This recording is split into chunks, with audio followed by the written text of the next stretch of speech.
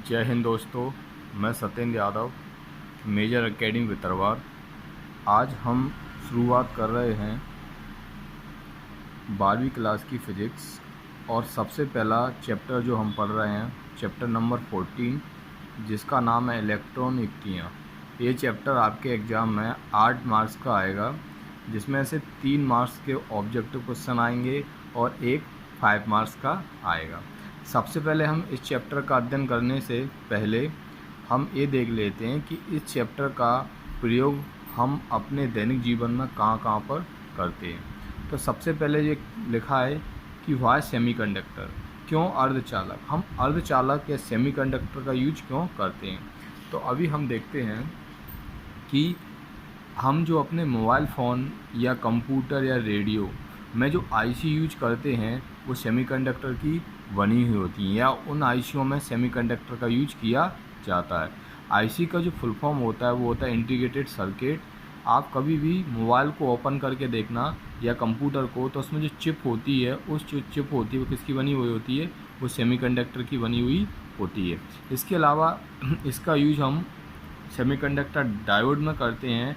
Diode क्या होता है, ये रेक्टिफिकेशन के काम में यूज होता है इसका। जैसे कि एसी पावर को डीसी पावर में क्या कर देता है, कन्वर्ट कर देता है।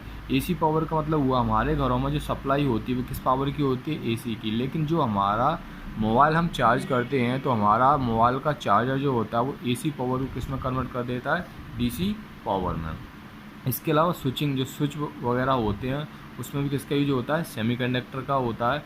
और ट्रांजिस्टर में भी किसका यूज होता है, सेमीकंडक्टर का। अगर मैं आपको बात करूं तो ट्रांजिस्टर का जो वर्क होता है वो होता है कंट्रोल करंट, मतलब विद्युत धारा को ये क्या कर सकता है, कंट्रोल कर सकता है ट्रांजिस्टर। हमें जितनी विद्युत धारा की रिक्वायरमेंट है तब हम ट्रांजिस्टर का क्या करते हैं, यूज करते हैं। अभी सबसे पहले हम देखें कि ये अर्धचालक समझ में आया कहाँ कहाँ अपने दैनिक जीवन में उपयोग होता है इसका। अब इसके बाद सम इम्पोर्टेंट पॉइंट हैं एज सिलिकॉन क्रिस्टल। आप इस चैप्टर में 2 क्रिस्टल पढ़ेंगे, एक पढ़ेंगे आप सिलिकॉन क्रिस्टल और एक पढ़ेंगे आप जर्मेनियम क्रिस्टल। ठीक है, ये क्या होते हैं इनके बारे में अगर अध्ययन करें तो हम देखते हैं कि जो जर्मेनियम होता है, जर्मेनियम का परमाणु क्रमांक कितना होता है, जर्मेनियम का परमाणु क्रमांक होता है 32। अगर हम इसको रदरफोर्ड मॉडल की बात करें तो आप देखें कि 32 को हम कैसे भर सकते हैं। तो यहाँ से स्टार्ट करते हैं हम। सबसे पहले 1s, तो अगर मैं बात करूँ तो s में 2 इलेक्ट्रॉन भर सकते हैं हम। s के बाद p में कितने भर सकते हैं, 6 भर सकते हैं। उसके बाद d में कितने भर सकते हैं, 10 इलेक्ट्रॉन्स। और f में कितने भर सकते हैं, 14 इलेक्ट्रॉन्स। तो अगर मैं बात करूँ तो यहाँ से स्टार्ट करेंगे तो सबसे पहले 1s आएगा, 1s, s में कितने भर सकते हैं आप, 2 इलेक्ट्रॉन भर सकते हैं। उसके बाद फिर ऊपर से स्टार्ट करेंगे, फिर 2s, s में कितने भर सकते हैं आप, 2 इलेक्ट्रॉन। फिर आप 2p के बाद 3s, तो 2p में कितने भर सकते हैं, 6 इलेक्ट्रॉन। और 3s में कितने, 2। तो ये क्रम आपका लगातार क्या होगा, चलता रहेगा। ये क्रम जब तक चलता रहेगा जब तक कि आप 32 इलेक्ट्रॉन्स नहीं भर लें उसमें। तो आप यहाँ पर देखें कि यहाँ पर 32 इलेक्ट्रॉन हो जाते हैं। देखो 2 2 4 10 12 18 20 30 32। तो 32 इलेक्ट्रॉन आपने भर लिए हैं। अगर मैं बात करूं तो पहली कक्षा में कितने इलेक्ट्रॉन हैं, 2। दूसरी कक्षा में अगर मैं बात करूं तो कितने इलेक्ट्रॉन हैं, 8। अगर मैं थर्ड कक्षा में बात करूं तो ये कितने हो गए, 8 और यहाँ पर 10, तो ये कितने हो, 18। और आपकी जो फोर्थ कक्षा, 2 इधर और 2 इधर, ये ऊपर, तो कितने हो गए, 4। तो अब मैं बात करूँ जो इसकी लास्ट कक्षा होती है, फोर्थ कक्षा, ये जो है फोर्थ कक्षा है, इस कक्षा में कितने इलेक्ट्रॉन होते हैं, 4। इन इलेक्ट्रॉनों को बोलते हैं वैलेंसी इलेक्ट्रॉन या संयोजकता इलेक्ट्रॉन। इनका क्या यूज होता है अभी आपको आगे चलकर समझ में आएगा। इसी प्रकार से अगर मैं सिलिकॉन की बात करूं तो सिलिकॉन का परमाणु क्रमांक कितना होता है, 14। एक क्रम चलता रहेगा, मतलब कि 14 भरना है आपको, 14। तो आप वही क्रम 1s से स्टार्ट करेंगे, यहाँ से जब तक भरते जाएंगे इस क्रम को जब तक कि कितने नहीं हो जाते, 14। तो इसके लिए क्रम होगा 1s 2s 2p 3s और 3p2। तो आप देखें कि इसकी पहली कक्षा में कितने इलेक्ट्रॉन्स, 2 इलेक्ट्रॉन्स। दूसरी कक्षा में 6 और 2 कितने, 8 इलेक्ट्रॉन्स। और जो थर्ड कक्षा होगी उसमें कितने, 4। तो सिलिकॉन में भी कितने होते हैं, 4। तो कहने का मतलब हुआ कि सिलिकॉन और जर्मेनियम दोनों की बाहरी कक्षा में 4 वैलेंसी इलेक्ट्रॉन होते हैं। ये आपके एग्जाम में पूछ सकता है, याद रखना इस बार के एग्ज़ाम में आपसे पूछा भी था, पेपर में देखना कि सिलिकॉन की बारीक कक्षा में कितने इलेक्ट्रॉन होते हैं, तो याद रखना कितने होते हैं, 4। तो ये ऑब्जेक्टिव क्वेश्चन आपके एग्ज़ाम में बन सकता है, ये मैंने आपको बता दिया है। अगर मैं बात करूं क्रिस्टल, तो क्रिस्टल बनता कैसे है, तो सबसे पहले अगर मैं बात करूं सिलिकॉन का क्रिस्टल, तो आप सबसे पहले अभी मैंने ये देखा था कि जो सिलिकॉन होता है, सिलिकॉन की बारीक कक्षा में कितने इलेक्ट्रॉन होते हैं, 4। अब इसके चारों तरफ आप सिलिकॉन लीजिए, देखिए आप क्रिस्टल कैसे बनता है। ये थोड़ा टाइम कंज्यूमिंग प्रोसेस है, इसलिए पहले ही ड्रॉ कर लेना चाहिए। देखिए आप, तो ये हो गया। अब आपको कुछ नहीं करना, इस बैलेंस इलेक्ट्रॉन को इस वाले पास वाले के साथ बॉन्ड बनाना है। ये बन गया। अब इसके बाद ये सिलिकॉन है, तो इसके चारों तरफ भी क्या होंगे, सिलिकॉन होंगे, 1 2 3 4, लेकिन वो अपन ले नहीं रहे हैं, सिर्फ अपन ऐसे कर देते हैं। इससे अपन समझते हैं कि भाई ये भी आगे ऐसे जुड़े हुए हैं, मतलब कि ये क्या आगे भी जुड़े हुए हैं, ठीक है।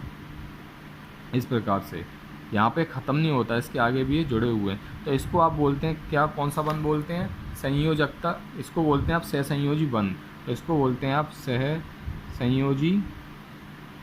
सहसंयोजी बंध या कोवैलेंट बॉन्ड। इसको आप क्या बोलते हैं, कोवैलेंट बॉन्ड, ठीक है, कोवैलेंट बॉन्ड बोलते हैं। अब अगर मैं बात करूँ आगे, तो ये आप क्रिस्टल बनाना सीख गए। इसी प्रकार से अगर मैं जर्मेनियम क्रिस्टल की बात करूं, तो जर्मेनियम क्रिस्टल में आपको कुछ नया नहीं करना है। यहाँ पर सिलिकॉन की जगह क्या आ जाएगा, JE। जर्मेनियम लीजिए, इसका सिंबल है, यहाँ पे भी क्या आ जाएगा, JE। तो JE ऐसे करके इसका भी क्रिस्टल आप बना सकते हो। तो कहने का मतलब हुआ, एग्जाम में अगर आपसे क्रिस्टल का पूछे तो क्रिस्टल ड्रॉ करने का तरीका क्या है, जो आपने अभी सीखा। अब मैं आगे बात करूँ कि क्या होता है सिलिकॉन। सबसे पहले अगर मैं बात करूँ तो 0 केल्विन, देखिए आप जो स्केल होती हैं, उन स्केलों में आप मेजर करते हैं। तो किसी स्केल में आप जो टेम्परेचर है, आपका तापमान, टेम्परेचर, अगर मैं टेम्परेचर की बात करूं तापमान की, तो कुछ स्केलों में केल्विन में नापा जाता है, कुछ स्केलों में किस में, सेल्सियस में, ठीक है। ये डिपेंड करता है कि ये माप होती हैं केल्विन और सेल्सियस की।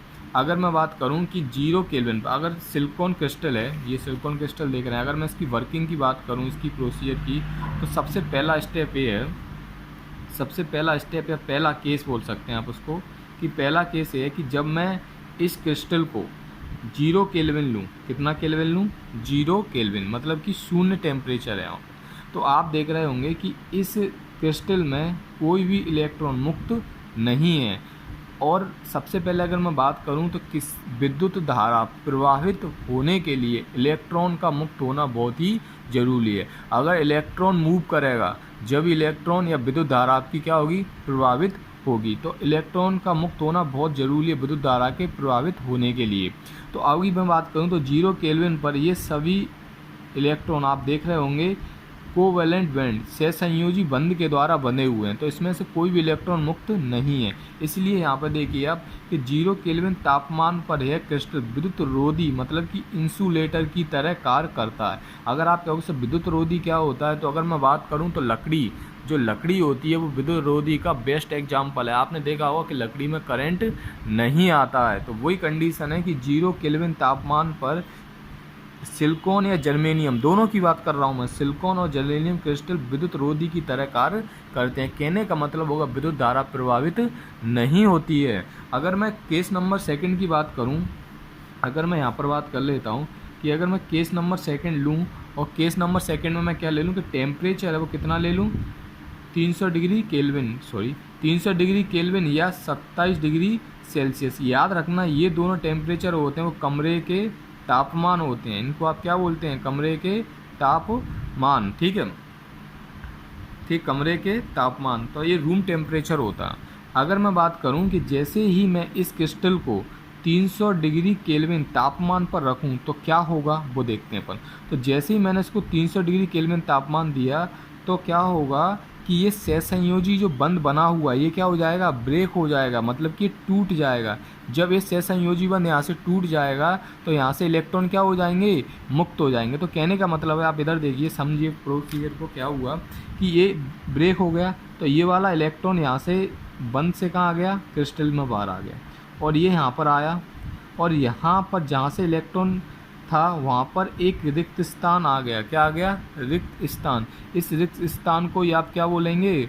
हॉल या बीवर। क्या बोलते हैं इसको? हॉल या बीवर। अब ये जो इलेक्ट्रॉन है ये कौन सा इलेक्ट्रॉन है? मुक्त इलेक्ट्रॉन है। तो अब आप बताइए कि ये जो मुक्त इलेक्ट्रॉन होगा इस पूरे क्रिस्टल में क्या करेगा? मूव करेगा, घूमेगा या चलेगा। तो अब जब ये इलेक्ट्रॉन चलने लगेगा तो इसके कारण विद्युत धारा क्या होने लगेगी? प्रवाहित होने लगी। तो कहना मैं ये चाहता हूँ कि विद्युत धारा के प्रवाहित होने में इलेक्ट्रॉन का मुक्त होना बहुत ही ज़रूरी है। जब इलेक्ट्रॉन पूरे क्रिस्टल में मूव करेगा तब विद्युत धारा प्रवाहित होने लगेगी। तो यहाँ से आपने क्या सीखा है कि 300 डिग्री केल्विन या 27 डिग्री सेल्सियस कमरे के तापमान पर यह ऊष्मीय प्रक्षोभ के कारण सहसंयोजी बंध, मतलब कि ये क्या होता है, इसको ऊष्मीय प्रक्षोभ को थर्मल एनर्जी बोलते हैं, सहसंयोजी बंध टूटने लगते हैं। इसके कारण इलेक्ट्रॉन क्या होता है? मुक्त होता है और विद्युत का प्रवाह होता है। मतलब कि विद्युत धारा क्या होने लगती है?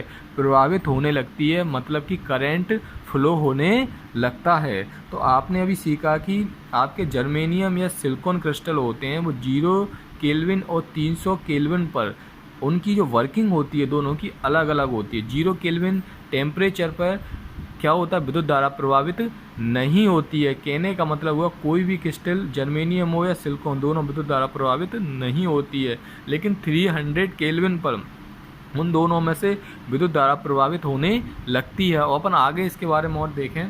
अगर मैं बात करूं कि आपने भी क्रिस्टल बनाया था सिलिकॉन क्रिस्टल, अगर मैं सिलिकॉन क्रिस्टल में अगर इसको मैं वोल्टेज से सप्लाई कर दूं, मतलब वोल्टेज से इसको कनेक्ट कर दूं, यहाँ पर मैंने इस पूरे क्रिस्टल में क्या दे दिया? मैंने वोल्टेज दे दिया, मतलब वोल्टेज सप्लाई दी मैंने।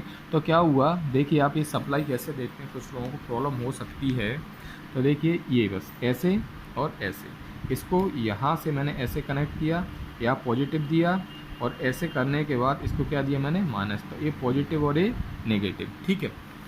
जैसे मैंने इसको वोल्टेज दिया तो क्या होने लगेगा? ये प्लस है तो यहाँ पर इस जगह क्या जाएंगे? प्लस प्लस प्लस, और यहाँ पर क्या जाएंगे? सॉरी, यहाँ पर प्लस दिया मैंने तो यहाँ पर क्या जाएंगे? प्लस प्लस, और यहाँ पर क्या जाएंगे? Minus minus. तो देखिए क्या होगा, जैसे ही मैं वोल्टेज बनाऊंगा तो क्या होगा? Number of covalent bond break होंगे, मतलब कि तापमान इंक्रीज हुआ, टेम्परेचर इंक्रीज हुआ है, तो जिसके कारण क्या होगा? यहाँ पर कोवेलेंट बॉन्ड सहसंयोजी बंध क्या होंगे? टूटने लगेंगे। जितने ज़्यादा सहसंयोजी बंध टूटेंगे उतने ज़्यादा इलेक्ट्रॉन क्या होंगे? मुक्त होंगे। तो अब आप देखिए कि यहाँ पर पॉजिटिव है तो ये इलेक्ट्रॉन, और इलेक्ट्रॉन पर याद रखना जो चार्ज होता है वो कौन सा होता है? नेगेटिव चार्ज होते हैं इलेक्ट्रॉन। तो इलेक्ट्रॉन पर नेगेटिव चार्ज, और ये कौन सा? पॉजिटिव। तो आप बताइए प्लस में और माइनस में क्या होगा? अट्रैक्शन होगा, मतलब कि आकर्षण होगा। तो ये पॉजिटिव इसको इलेक्ट्रॉन को किधर खींचने लगेंगे? इधर। तो सभी के सभी जो मुक्त इलेक्ट्रॉन होंगे किधर आएंगे? इधर की ओर। अब आप देखिए कि ये माइनस है, माइनस माइनस, इलेक्ट्रॉन पर नेगेटिव चार्ज और ये माइनस, तो माइनस माइनस में क्या होगा? प्रतिकर्षण। क्या होगा? प्रतिकर्षण, रिपल्सन। तो ये इसको धक्का देंगे। तो कहने का मतलब होगा सभी के सभी इलेक्ट्रॉन इधर आने लगेंगे। देखिए अब इधर आने लगेंगे, कहाँ है? इधर। तो कहने का मतलब इलेक्ट्रॉन इधर आ रहे हैं। और आपको पता है जो विद्युत धारा प्रभावित होती है वो उच्च विभव से निम्न विभव की ओर होती है, हाइयर वोल्टेज टू लोअर। तो देखिए यहाँ से ये हाइयर प्लस, तो ये ऐसे ऐसे ऐसे विद्युत धारा क्या होने लगेगी? प्रभावित होने लगेगी। तो यहाँ से एक अपन को कॉन्सेप्ट और निकला है कि current direction are opposite to electron direction. याद रखना विद्युत धारा की दिशा हमेशा इलेक्ट्रॉन की दिशा के विपरीत होती है। ये आपके एग्जाम में 1 मार्क्स का क्वेश्चन पूछ सकते हैं। तो यहाँ से अपन ने क्या सीखा कि जो करेंट की दिशा होती है वो इलेक्ट्रॉन की दिशा से अपोजिट होती है। तो अगर इलेक्ट्रॉन इधर आ रहे हैं तो विद्युत धारा किधर प्रभावित होगी? इधर, ठीक है। तो यहाँ से आपने क्रिस्टल सीखे, जर्मेनियम और सिलिकॉन, ठीक है। अब अपन नेक्स्ट क्लास में बात करेंगे